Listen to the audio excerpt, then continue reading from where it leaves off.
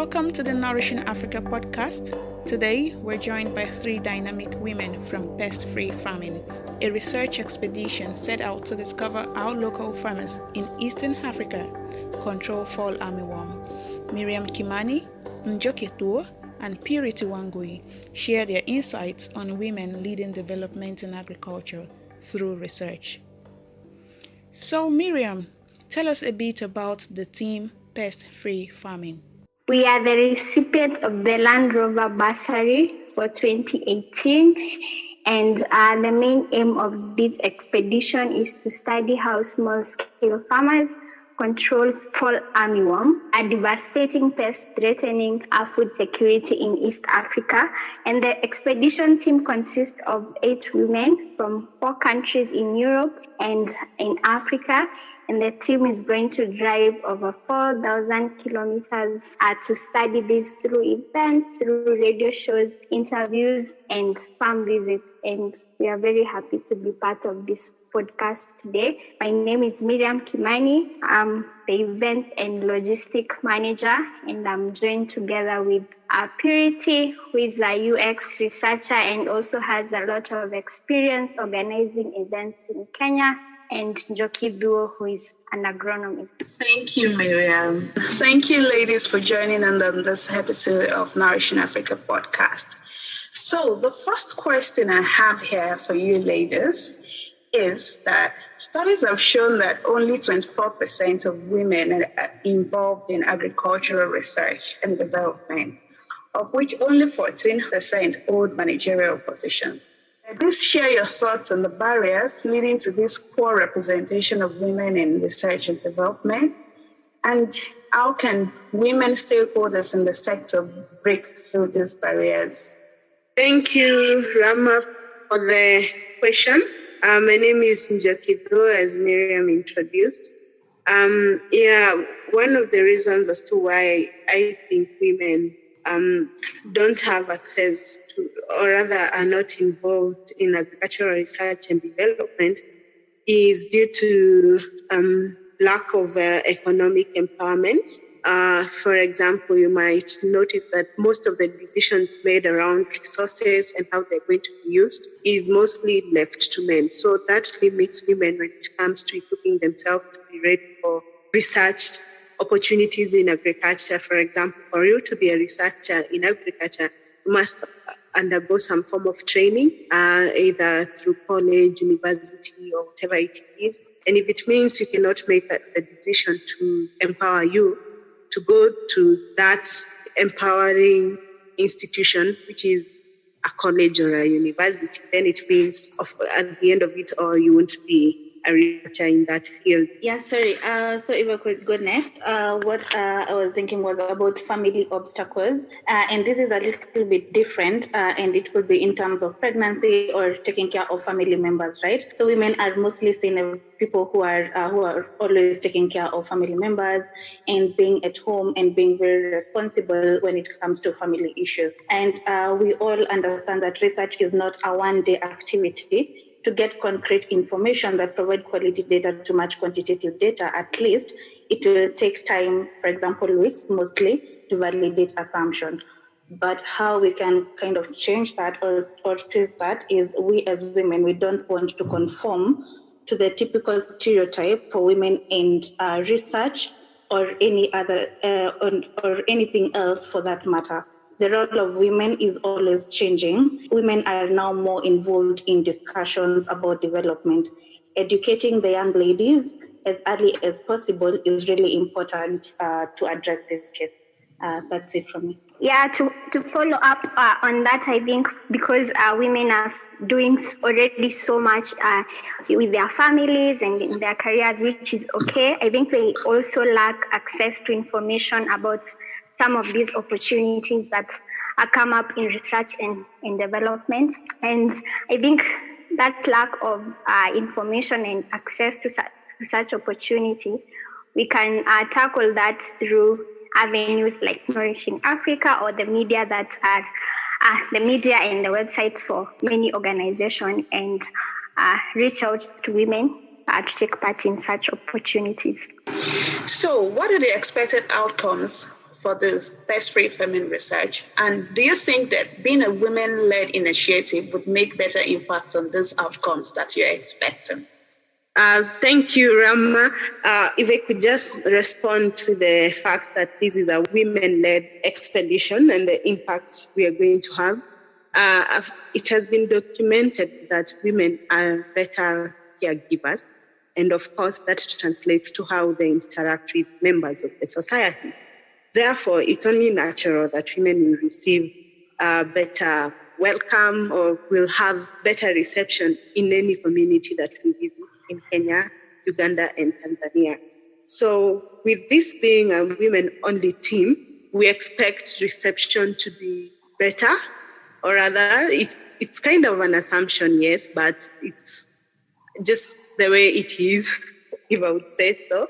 And with the fact that we are a women-only team who are working to empower farmers by giving them their voices when it comes to fall armyworm and how it's controlled, and also empowering them by giving them access to the different control methods that is out there that is yet to be documented. And of course, giving them tools that will equip them better to control fall armyworm. For example, WeFarm, which is an agricultural technology company, which provides farmers with a platform to query, or rather to ask questions. So with this kind of access and empowerment, we expect farmers to radically improve the control of fall armyworm.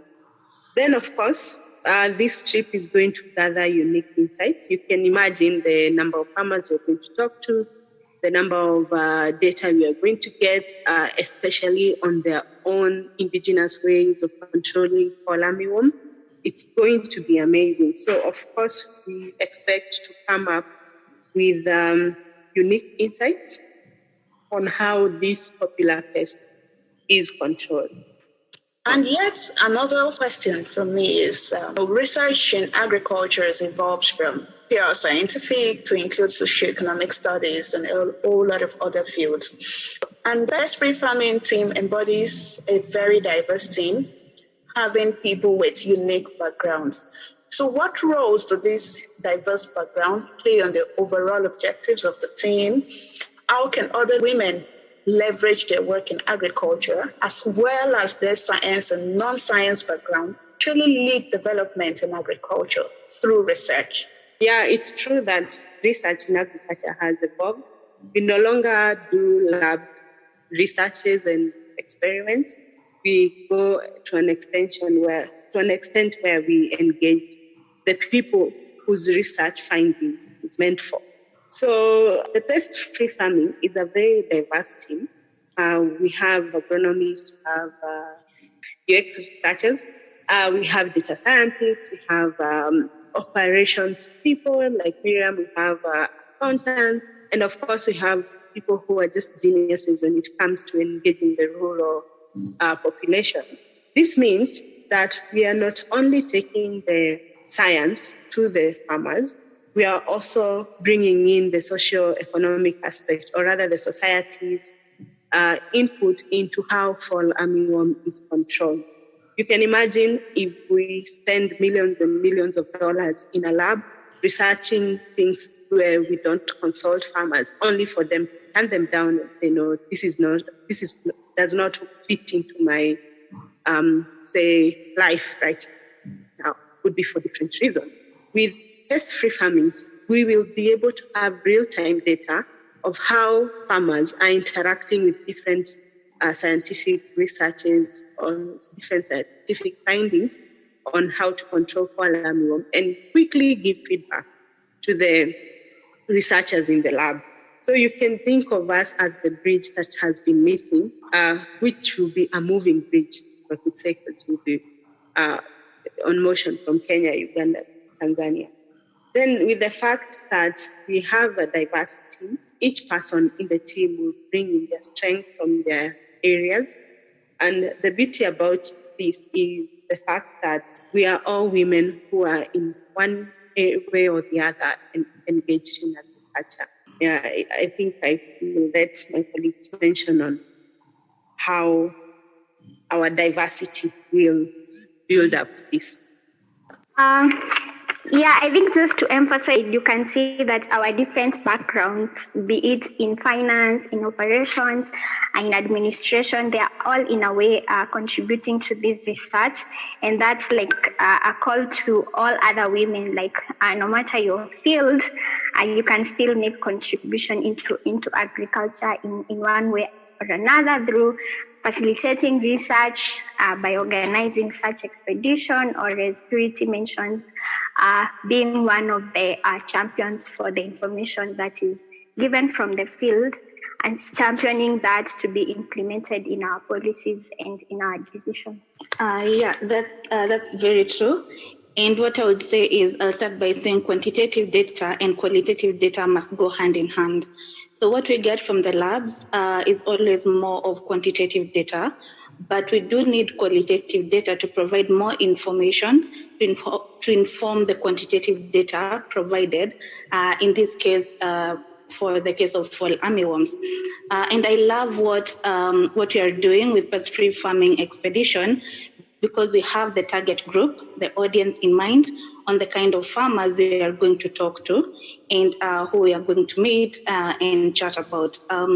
We also have enough time to ensure every single farmer we meet has enough time to give us all the information on every single step they take when they are dealing with pests and how they control it, how they get information, if it's enough for them to actually control pests.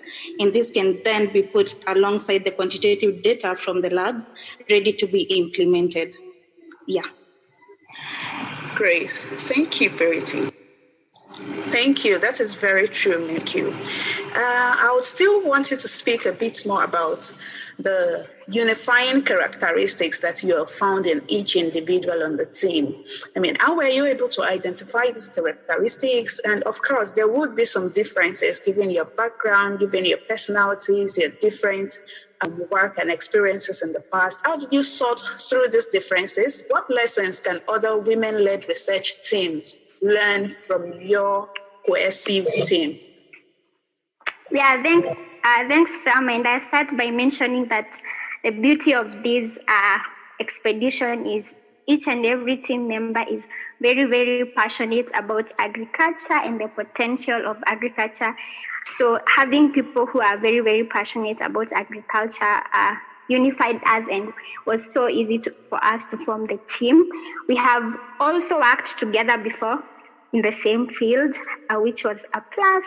And as I said about the passion, some of us grew up in a rural setup in East Africa, and we know firsthand the impact of agriculture in generating income for families and stuff. So it's something that we were very, very, very passionate about, and that unify and that continues to unify the team. Yeah, we are very different. We bring different experience and personality into the group, but we have also a structured way of doing things for this expedition. We are being led by a very amazing expedition lead who has also vast experience in leading other groups for this, and we are doing the project management approaches, so we know who is in charge of which task at what time, and how long are they going to take to actually finish these tasks. And that has helped us to work very well as a team. And what we would like to communicate to all the other women-led research teams is it's time for women to support each other. I think we all know when women come together, they are able to achieve so much more. And this is what pest-free farming is trying to say, like, no matter your background and no matter your personality, we can come together and work in something very impactful. You're absolutely right. Thank you so much for that. I hope other women out there can really learn one or two things from this and use it in their businesses and researches. So I'll move on to Njoki. So, bringing your expertise as an agronomist and a media person to the team. So, what role does media really play in agricultural research? Thank you, Rahma. Media essentially plays three roles. One is, of course, the most obvious one. This is the quickest way we can get the public or the masses to understand and to see what we have, or rather to be aware of what we have discovered out there in the field, or may it be farmer knowledge, farmer indigenous knowledge, may it researched methods of controlling fall armyworm. Then two, of course, media is a very powerful way of identifying research topics that is informed by the public. Most of the times, researchers will pick topics based on their hunches or based on their own library desktop research, rather than talking to the research targeted audience. So with the media being the recipient of what the public has to say through different media channels, I think it's best positioned that media now influences the research, or rather the topics that are being researched on by the researcher. That way we'll have a win-win situation where researchers will research on issues that are, of course, posing challenges and threats in the society. Then finally, media, again, is the leading number one agent of change. Why do I say so? Because most of our habits, or rather most of our societal norms, are easily picked up on media, whatever form it is, be it be TVs, social media, whatever it is. We tend to pick a lot of behavior from what we see and from what we consume as general public.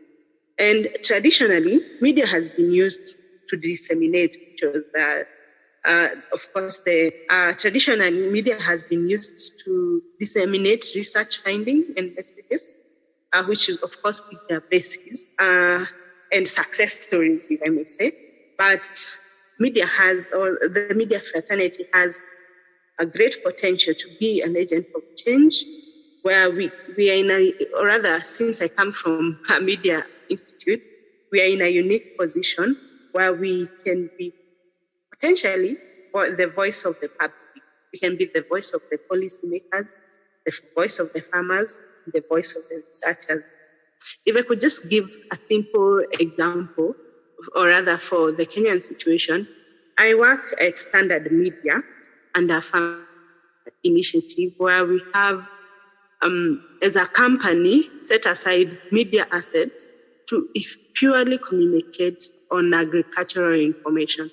We have the goal and aim and vision of being the number one source for accurate agricultural information, and at the same time educating and entertaining the farmer. So under Standard, which is KTN Farmers TV, we have radio assets, we have print assets, we have digital assets.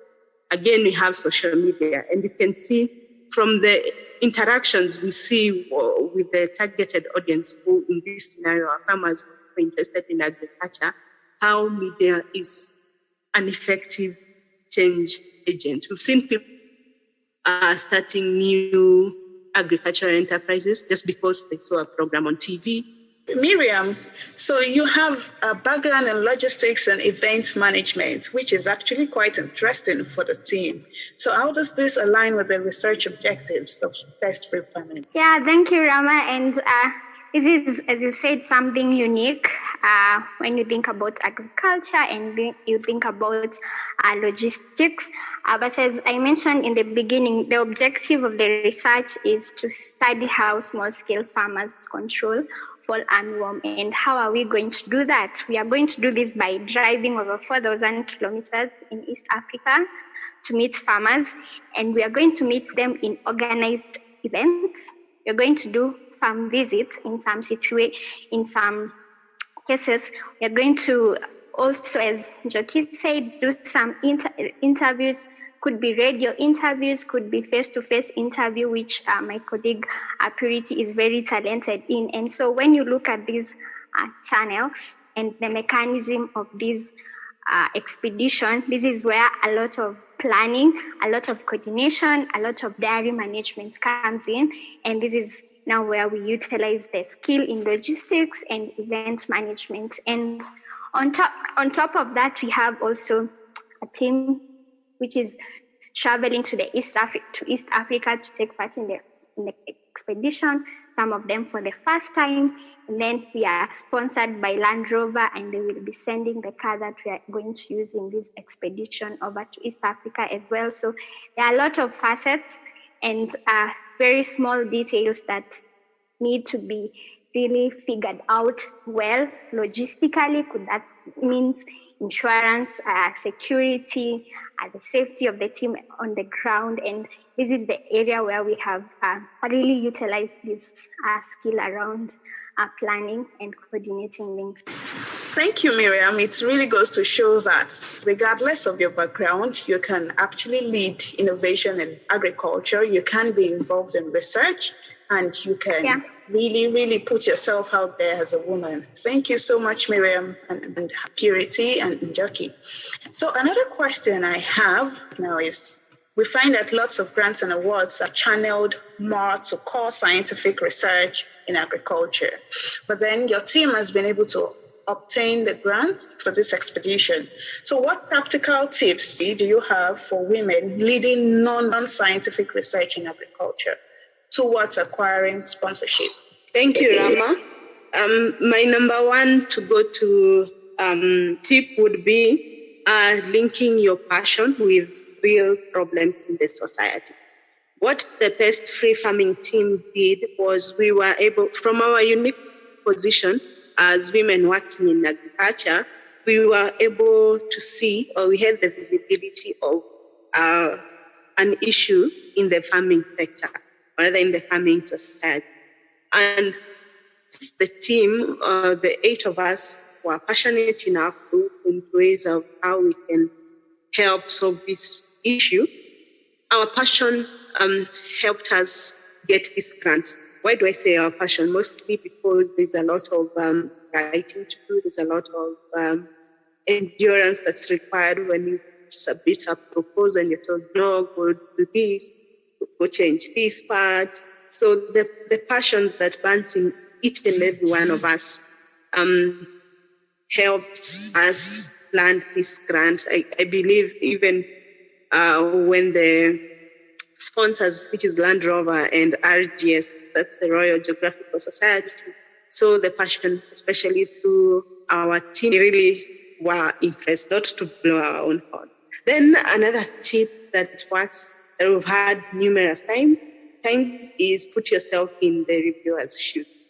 So remember, it's not just you who's applying for this grant. Make your application stand out from the rest. And how do you do that? Put yourself in the reviewer's shoes so that you can see how they're going to look at the applications that will come in. Generally, when you put yourself in the reviewer's shoes, it gives you an advantage. It places you in an advantageous position because you're able to understand what the reviewer is looking for. Then asking for help is always wise. And of course, keep time. If the grant has a time limit, please observe that. Because of course, that one way of being of keeping the rules is again aligning with the time limit of the grant. Thank you, Njoki. That was really insightful. Moving on, you've partnered with WeFarm, a private sector in Kenya, who is involved in agribusiness. So what is the role of the private sector agri-food businesses in supporting agriculture research, especially for women? To give a little bit more context on who WeFarm is, it's a platform that brings together the farming community where they can ask questions, share knowledge, and also the farmers can access quality inputs. And I would say for the role of agri-food businesses, private sector agri-food businesses in supporting agricultural research is on, I would say, public-private partnership. What I believe is that it's proven good practice in mobilizing public and private research towards common objectives. Why do I say this? For example, CARI and other research institutions have so much insight that have not yet reached the end user or the farmer, for example. So if these research institutions can partner with private partnerships to commercialize this and to ensure that these findings reach the farmers on the ground, that would be the best way to implement the insights that we get. And that kind of reaches to the end goal that the initial research had to begin with. So using that to solve the problem that you had when you're beginning the whole project would be the best way to go. And this also involves ensuring it's communicated to every single stakeholder who will be involved in ensuring the implementation of the insight. To support what Purity has said, I could give just a simple example of how the private sector is working to support agricultural research. Recently in Kenya, we've had a main challenge of aflatoxin. I'm sure most of us nowadays avoid certain foods because of the aflatoxin scare, which was carried, of course, by the media. As a call to that, we've had our research institute, which is Kenya Agricultural and Livestock Research Organization, CALRO, and International Institute for Tropical Agriculture, spend time and resources to discover, or rather to experiment on biological ways of controlling aflatoxin, which is a fungus in the soil. It is then found in the foods that we eat, then the food chain and the life cycle continues. So what happened is the two research institutions worked together, they pooled their resources, and they were able to discover another fungus that essentially, I would say, controls aflatoxin by killing it. And this product was called Aflasafe. However, without a private institute, or rather a private company, this safe and natural solution wouldn't be available to the farmers. Why? The mandate of IITA and CALRO is to research. They don't have the commercial element of that. So what happened? We had a private company come in, and they essentially commercialized that research finding, where they picked up that fungus and they were able to supply it to the Kenyan population at, of course, quite affordable prices. Now we have a natural and safe solution to aflatoxin in Kenya. That's just an example of how the private can empower agricultural research. Thank you very much for that. That's really insightful.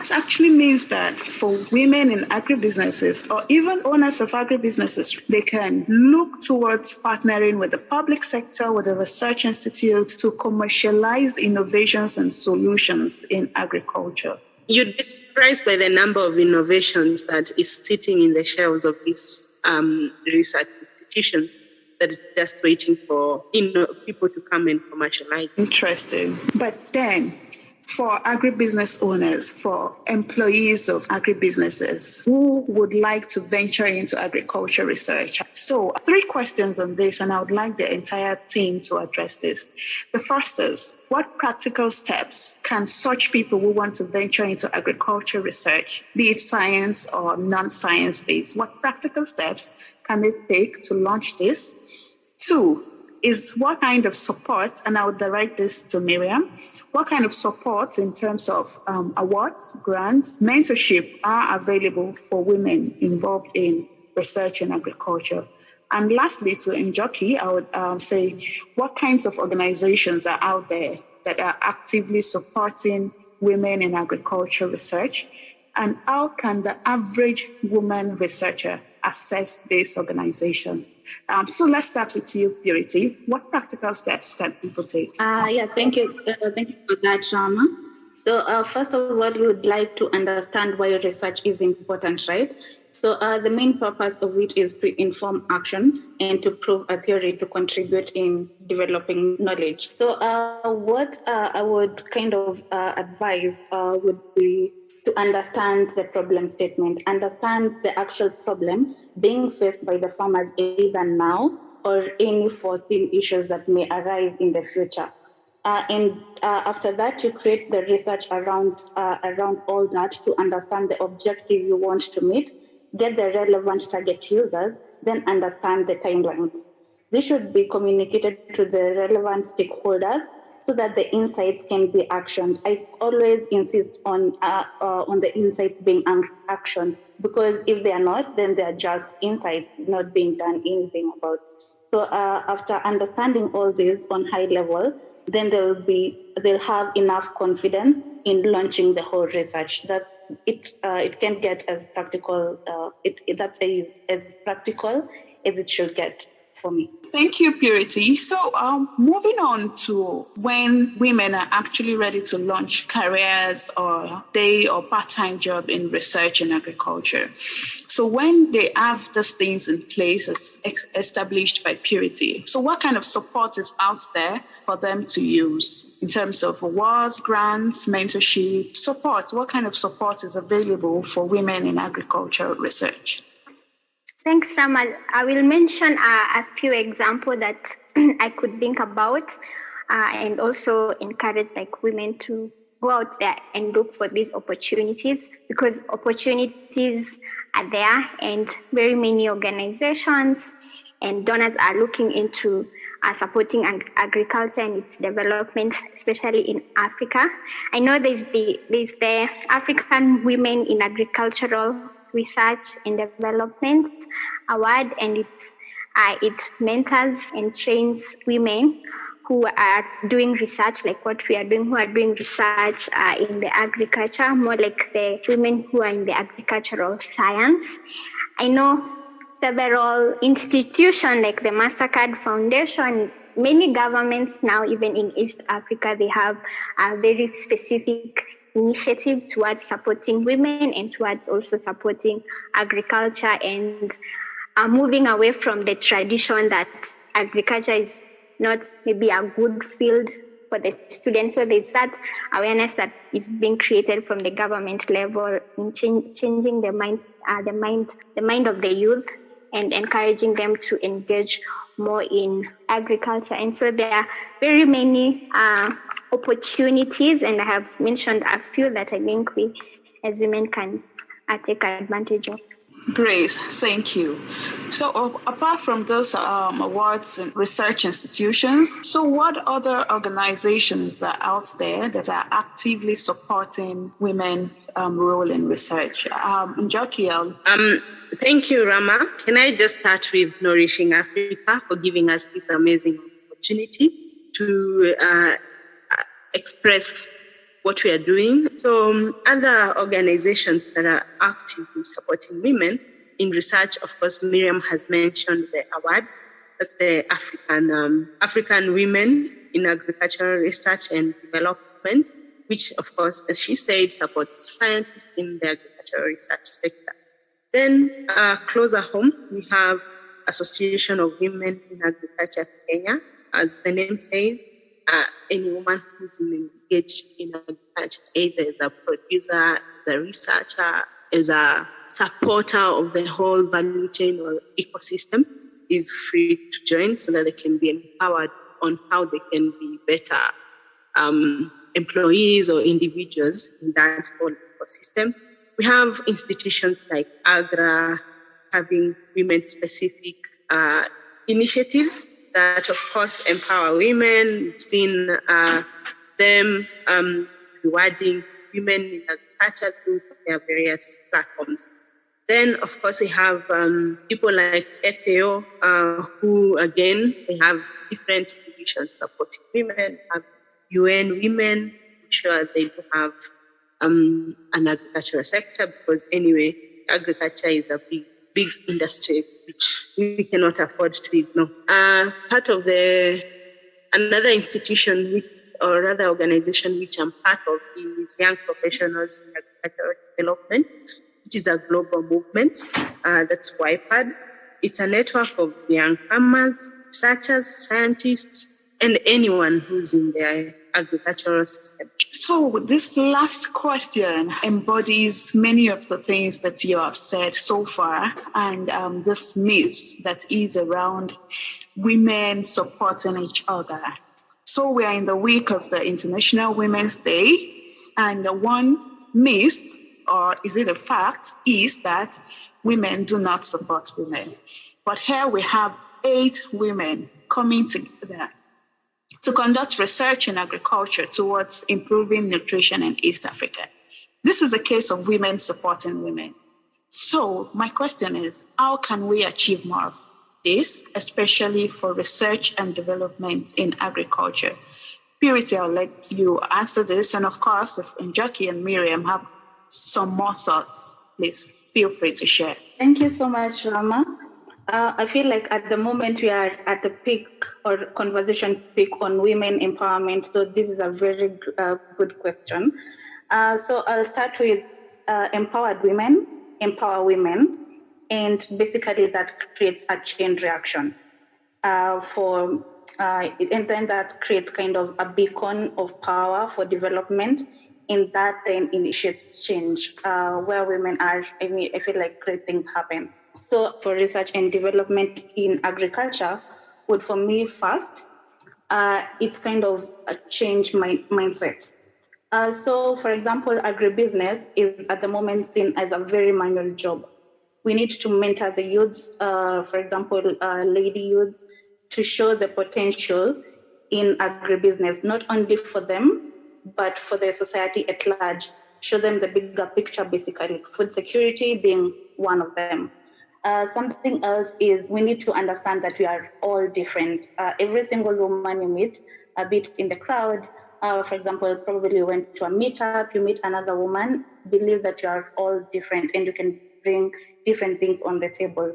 So for example, the woman sitting next to you could have ideas about the agricultural sector that could change the way we view it and objectively solve issues like food insecurity. So do not hesitate to start a conversation with another person, another woman, and that's how we bring ideas that matter on the table, and that's how change starts in terms of food security and development for women. Yeah, that's it.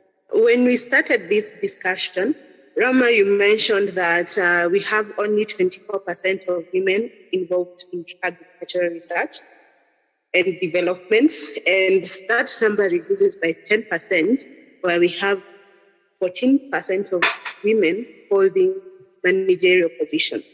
And one of the reasons as to why we have such low percentages in agriculture, of course, is the unfair expectations that women have to carry around whenever they're working, not just in agriculture, say in any field. So in her book, Sheryl Sandberg, when she wrote Benin, she gave a very simple example of a Harvard business case where they studied a real-life entrepreneur, and this lady was a go-getter. She was able to be a successful, I can't remember whether it was a business lady or a venture capitalist, but either way, she was successful, mostly because of her personality traits. This case study was presented to students without the gender element, and then it was presented to students as the person being both male and female. So group A received a name of a man and group B received the name of a lady.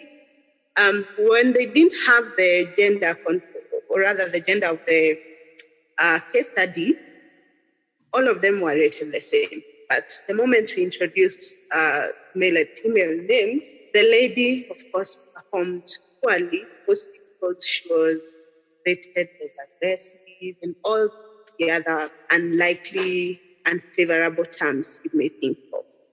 So for me, one of the ways we can empower women, especially this International Women's Day and Month and Week and all that, where we can empower women to support each other, is to intentionally break gender barriers. And how do we do that? Purity said an empowered woman empowers other women. So by intentionally mentoring ladies in our workplaces, intentionally making opportunities available to women is one of the ways we can achieve all this and at least raise up or bump up the percentages of women in agriculture. Yeah, I think we have looked at breaking the gender biasness and mentorship, but I think what comes to my mind again is as women, we have to support women who are in leadership position. I know this does not happen like so often, and it's not common, and sometimes, sorry to say, we sabotage leaders, women leaders. But I think there's that understanding that we cannot all be leaders at the same time, and as Puri said, someone who is empowered will empower others. So I think it's a call to us on this International Women's Day and Month to also cheer on those who are at a position where they can influence the decision, they can make the decision, they can change their policies at a time. And as we aspire to get there, let's support women who are already in leadership positions. Thank you, Miriam. Last question. Regardless of the background of women, be it they're in business, they're in farming, how do we bring more women together in Africa to research and development in agriculture, to developing the agriculture and nutrition landscape in Africa? Hi, Rama. I think one of the ways we can involve more women is by, number one, supporting women-only organizations that are either directly engaged in agricultural research and development or indirect, especially in societies where women face severe discrimination, where there have been barriers where women cannot either access education, they don't have land rights, they don't have decision-making powers and all that. And even to some extent, they're not allowed to mix with men and maybe engage them on policy-making decision level and all that. In some worst-case scenarios, they are not even allowed to speak up and express their views and concerns. So I think for such kind of societies, we should be intentional and encourage women-only led organizations. Why women-led only? It can be women-led, meaning a mixture of both men and women, and it can be women-only organizations. Why do we put women in either leadership position or in such an organization? Because when we have a woman as a leader, she's more empathetic and she tends to lead from the heart, if I would say.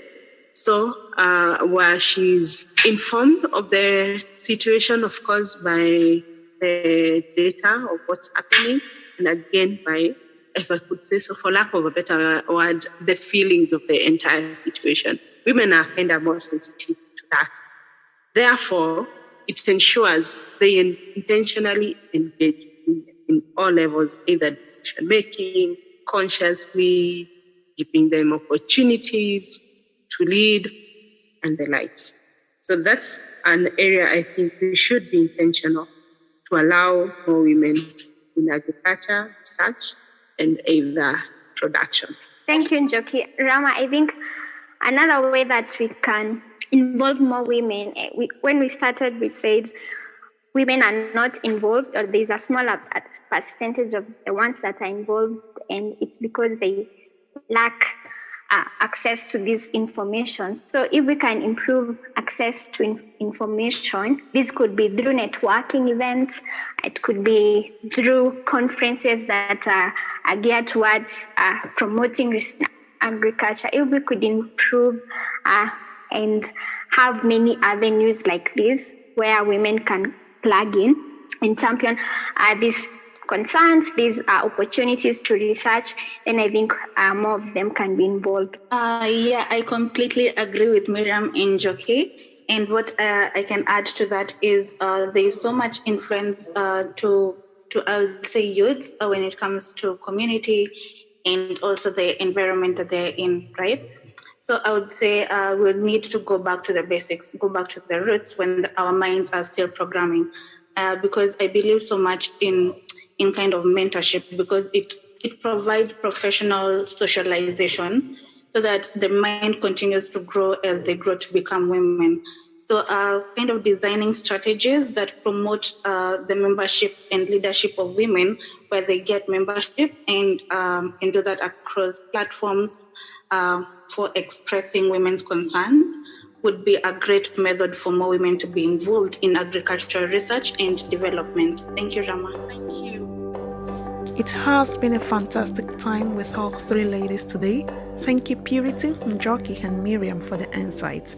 I am certain that our listeners have learned a lot. To our listeners, we say thank you for joining the Nourishing Africa podcast today. Do join us next time.